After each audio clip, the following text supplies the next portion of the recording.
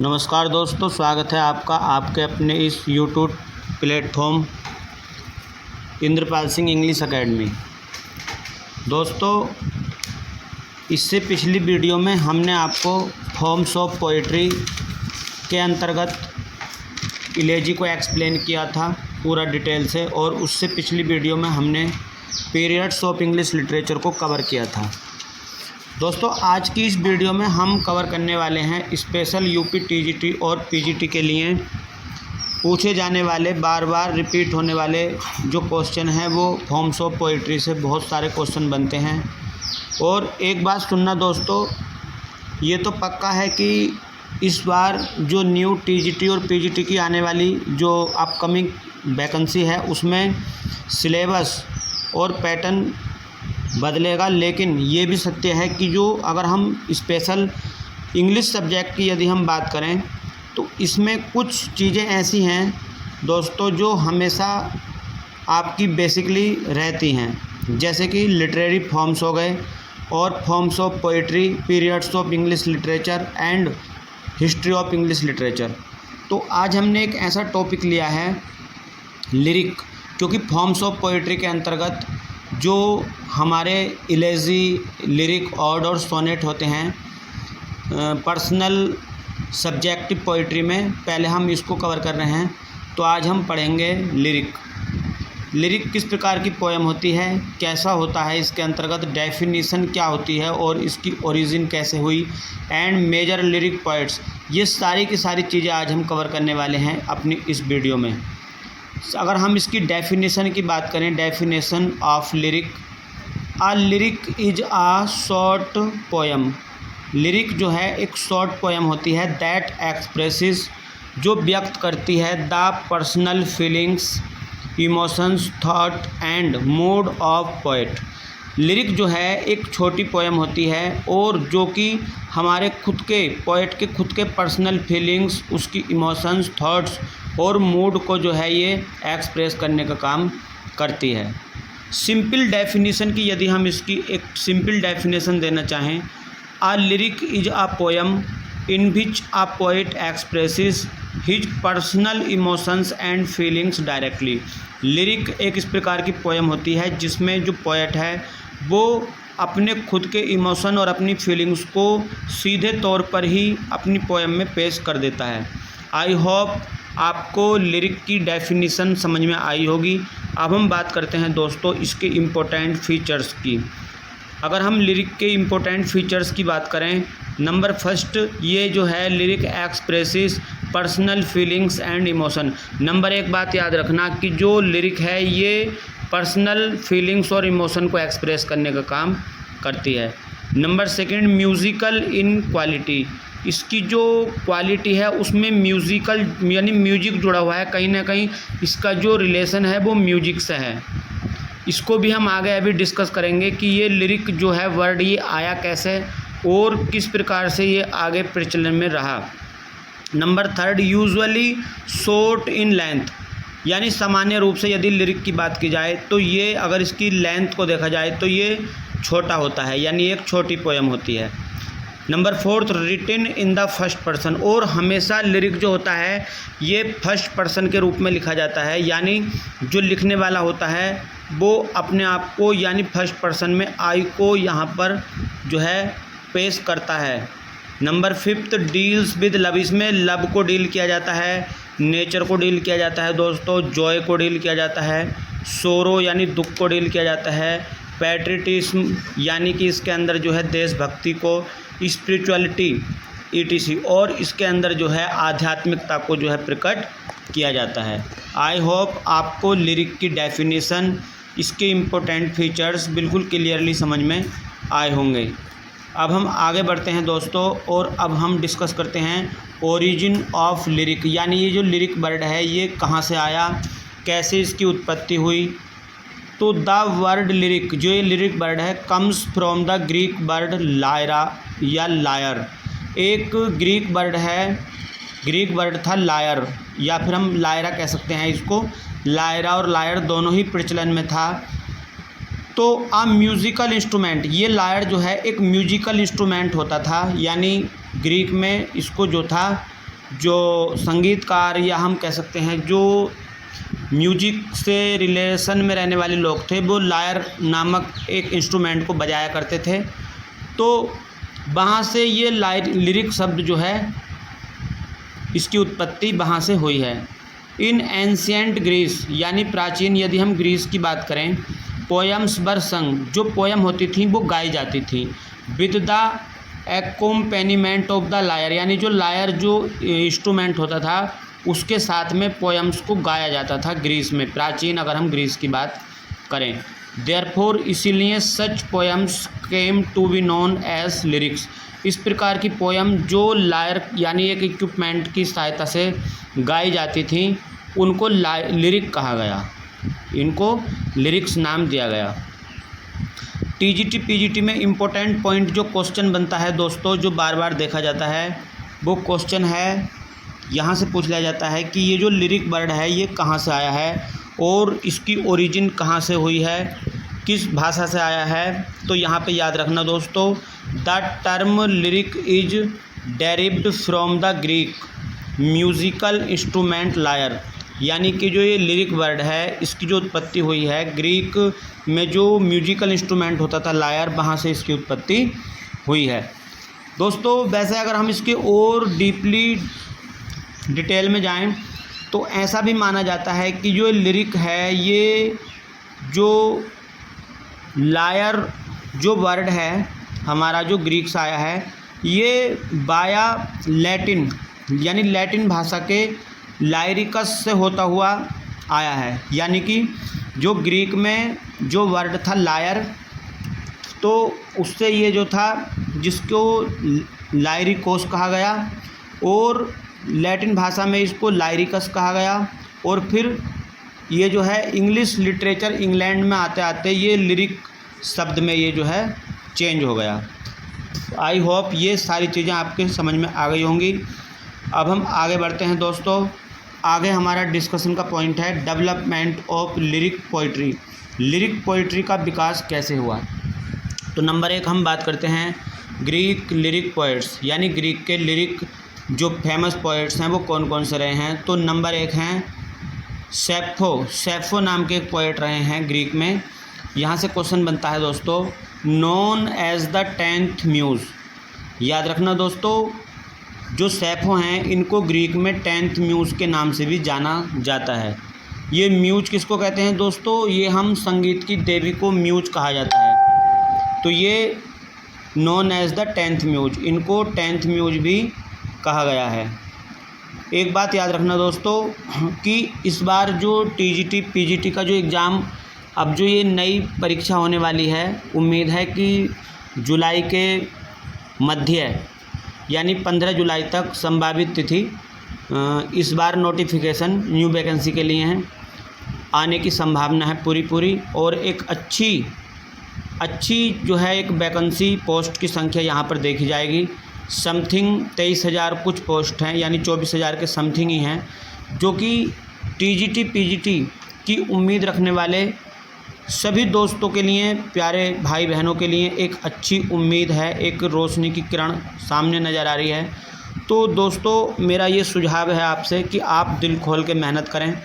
ऐसा ना हो कि एग्ज़ाम में हमको पछताना पड़े कि हम यदि और थोड़ी मेहनत कर लेते तो हम कामयाब हो जाते, क्योंकि वहाँ पर हमारा एक एक पॉइंट, एक एक नंबर हमें नौकरी से दिला भी सकता है नौकरी, और हमें रोक भी सकता है।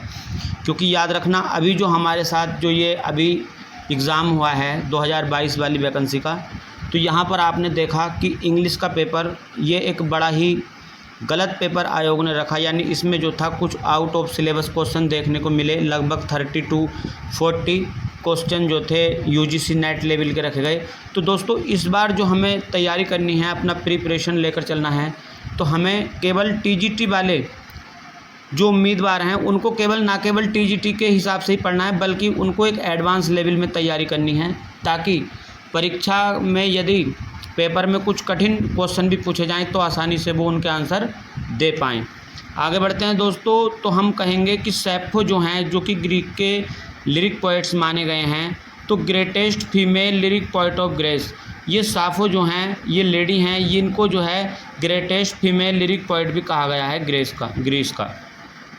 नंबर 3 इनके बारे में क्वेश्चन पूछ लिया जाता है, wrote poems on love and emotion.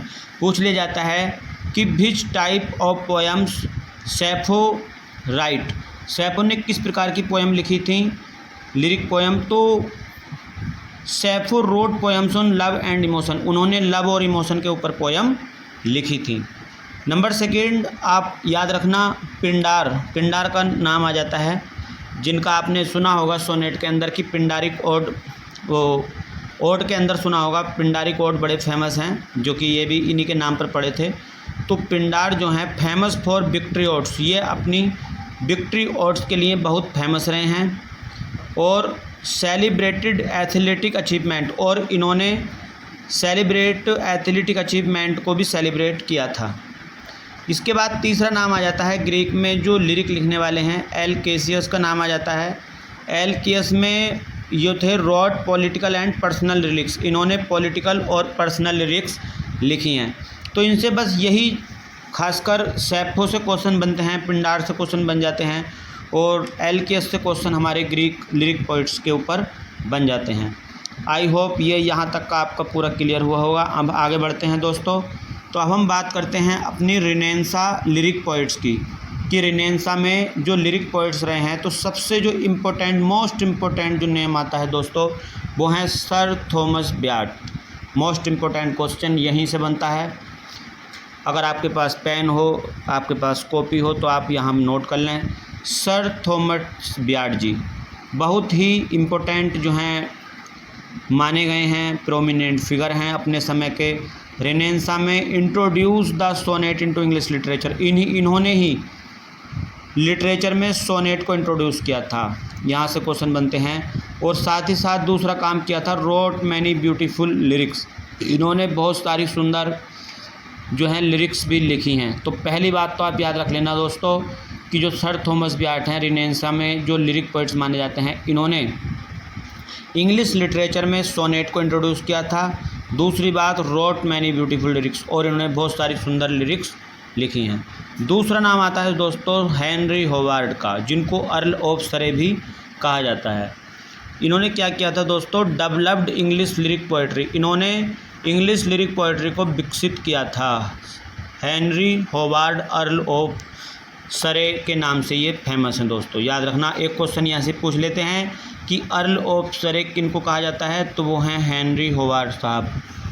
Number 3 prominent figure आपके सामने बहुत ही जाना पहचाना नाम, विलियम शेक्सपियर, यानी एलिजाबेथन पीरियड के एक ऐसे पोएट जिन्होंने क्या किया था दोस्तों, his sonnets are among the finest lyrics in English literature, जिनके जो सोनेट हैं वो फाइनेस्ट लिरिक्स हैं इंग्लिश लिटरेचर के अंदर। यानी जो इंग्लिश लिटरेचर है उसके अंदर जो विलियम शेक्सपियर साहब ने जो सोनेट्स लिखे हैं वो एक फाइनेस्ट लिरिक्स माने जाते हैं दोस्तों। विलियम शेक्सपियर ने टोटल 154 सोनेट लिखे थे दोस्तों, याद रखना। और आगे हम विलियम शेक्सपियर के बारे में डिस्कशन करेंगे, ये हमारा डिस्कशन का एक अलग ही पॉइंट हो जाता है दोस्तों। आई होप यहाँ तक कि आपको बिल्कुल क्लियर हुआ होगा। अब आगे बढ़ते हैं, तो हम बात करेंगे आगे रेनेसां के बाद में मेटाफिजिकल लिरिक पोइट्स की। मेटाफिजिकल लिरिक पोइट्स की बात करें तो सबसे पहला ही नाम आता है जॉन डन का। जॉन डोने भी इनको बोल देते हैं। तो इनको number 1 master of intellectual and emotional lyrics, इनको इंटेलेक्चुअल और इमोशनल लिरिक्स का मास्टर माना जाता है। Number 2 famous for love and religious poems, ये अपनी लव और रिलीजियस पोएम्स के लिए बहुत ही फेमस रहे हैं। नंबर 2 नाम आ जाता है जॉर्ज हर्बर्ट का, इनको क्या कहा जाता है, नॉन फॉर डिवोशनल लिरिक्स, ये अपनी डिवोशनल लिरिक्स के लिए बहुत ही फेमस रहे हैं। यहाँ तक आपका क्लियर हुआ होगा। अब आगे हम देख लेते हैं cavalier lyric poets. Cavalier lyric poets में नंबर 1 नाम आता है रॉबर्ट हैरिक का। रॉबर्ट हैरिक जो हैं famous for to the virgins, to the virgins के लिए बहुत ही फेमस रहे हैं। To make much of time, ये इसके लिए बहुत ही फेमस माने जाते हैं। नंबर 2 आ जाते हैं इसमें Richard loveless. Road graceful love lyrics, इन्होंने बहुत ही सुंदर, बहुत ही शानदार लव लिरिक्स लिखी हैं। अब बात करते हैं दोस्तों, आगे हम आ जाते हैं डिस्कशन के अगले पॉइंट पर। मुझे उम्मीद है यहाँ तक का आपका बिल्कुल क्लियर हुआ होगा। रोमांटिक लिरिक पोइट्स की बात करते हैं तो सबसे पहला नाम आता है विलियम ब्लैक का। यहाँ पर combined simplicity with deep symbolism, इन्होंने क्या किया था, कंबाइंड किया था सिंप्लिसिटी को विद डीप सिम्बोलिज्म के साथ में। दूसरा विलियम वर्ड्सवर्थ, विलियम वर्ड्सवर्थ को रोमांटिक एरा में कौन नहीं जानता दोस्तों, सभी जानते हैं। विलियम वर्ड्सवर्थ और सैमुअल टेलर कोलरिज की जोड़ी को इंग्लिश लिटरेचर में कौन नहीं जानता, इनको सभी जानते हैं। विलियम वर्ड्सवर्थ ने और सैमुअल टेलर कोलरिज ने आपको याद होगा 1798 में, यानी कि जहाँ से रोमांटिक एरा की शुरुआत होती है, इन्होंने लिरिकल बैलेड लिखा था, जिसमें टोटल जो लिरिकल बैलेड में पोएम्स की संख्या है वो 23 है, जिसमें 19 जो पोएम्स हैं वो विलियम वर्ड्सवर्थ ने लिखी थी दोस्तों, और 4 जो पोएम्स थी वो एस.टी. कोलरिज ने लिखी थी। उसके बाद में प्रेल्यूड भी लिखा गया था दोस्तों। ये सब डिस्कशन हम बाद में करेंगे स्पेशल।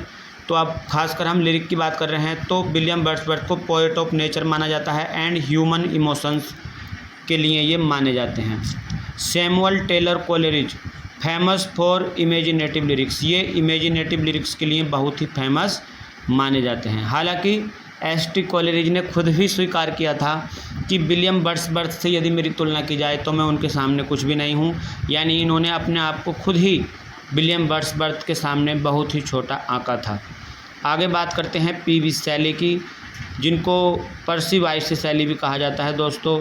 बहुत ही प्रोमिनेंट फिगर है हमारे इंग्लिश लिटरेचर में। इनको called the greatest lyrical poet in England literature, England literature के अंदर सबसे महान लिरिकल पोइट इनको माना जाता है। नंबर 5 हैं जॉन कीट्स। जॉन कीट्स का मुकाबला बहुत ही दमदार हमारे ये प्रोमिनेंट फिगर हैं। Famous for his beautiful odds, ये अपने ब्यूटीफुल ओड्स के लिए फेमस हैं दोस्तों। मैंने यहाँ पर जो आज की क्लास में जो मैंने ये डिस्कशन का पॉइंट रखा है, वैसे मैंने खासकर लिरिक को मैंने यहाँ पर साझा किया है, लेकिन साथ ही साथ मैंने इनको एक एज के अकॉर्डिंग, एक एरा के अकॉर्डिंग लिया है, तो जिससे आप अच्छी प्रकार से साथ ही साथ में आप जो हैं जो प्रोमिनेंट फिगर हमारे जो पोएट हैं तो उनको भी समझ पाओ और उन्होंने किस तरीके की जो है पोएम्स लिखी हैं उनको भी समझ पाओ। इस तरीके से मैंने कवर किया हुआ है। आई होप यहाँ तक आपको क्लियर हुआ होगा।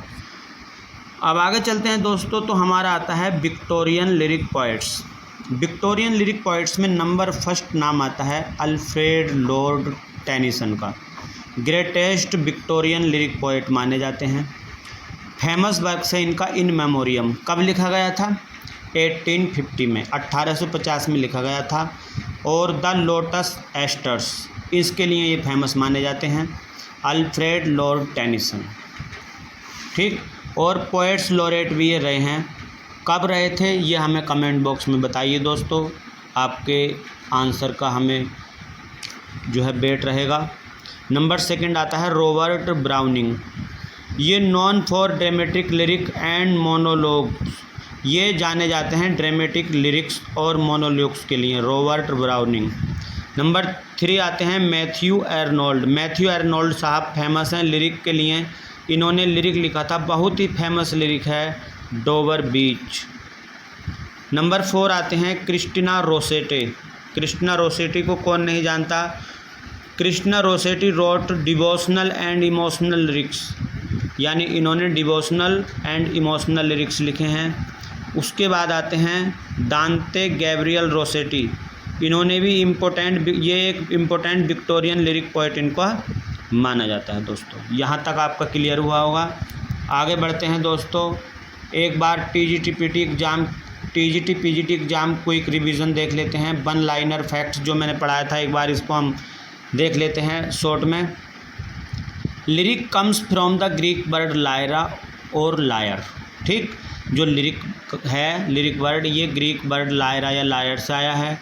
Number 2, lyric express the poets personal emotions and feelings. जो लिरिक है ये व्यक्त करती है पोइट के खुद के इमोशंस को और फीलिंग्स को। Number 3, Sappho is the greatest Greek lyric poet. जो सैफो हैं ये सबसे महान ग्रीक लिरिक पोइट माने जाती हैं। Horace is the greatest Roman lyric poet माने जाते हैं।